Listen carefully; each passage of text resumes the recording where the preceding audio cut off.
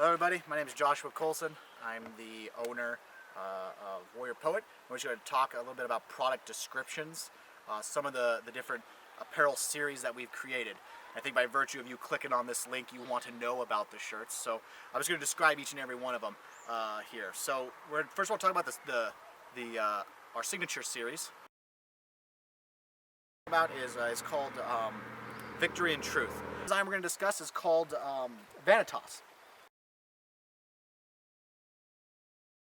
I got into a series of paintings called Vanitas paintings. They're 16th and 17th century Dutch paintings. And what they're meant to do is confront the viewer with how we often in life as humans go after vain things. Things that really have no meaning after we die or after us.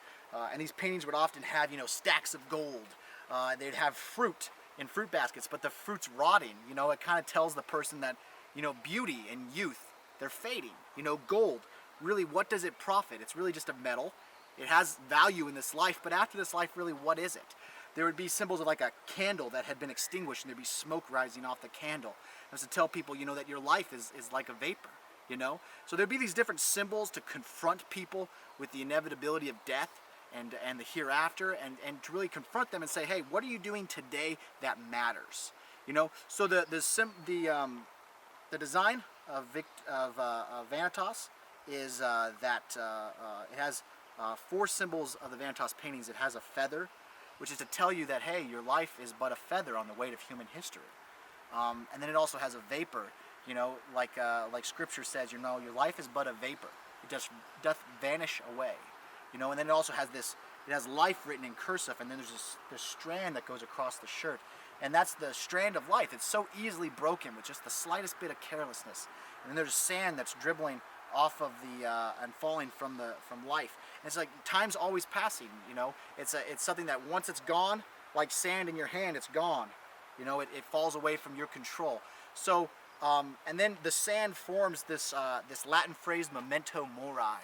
And it carries, memento mori is a pretty neat little phrase in Latin because it was pivotal in what was called triumphs in Rome. And triumphs were parades that when conquering Roman generals would come back, victorious in their campaign, they'd be put in a chariot and they'd be paraded up and down the main boulevards of Rome.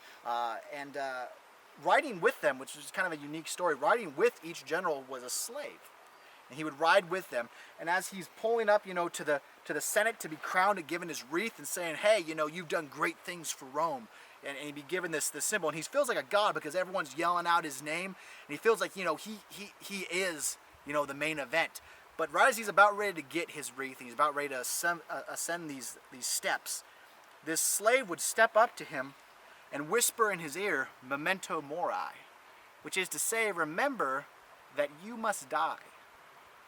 And it's just kind of this gut check for this man. He feels like a god, he feels so important, but then all of a sudden, he's reminded that he's going to die.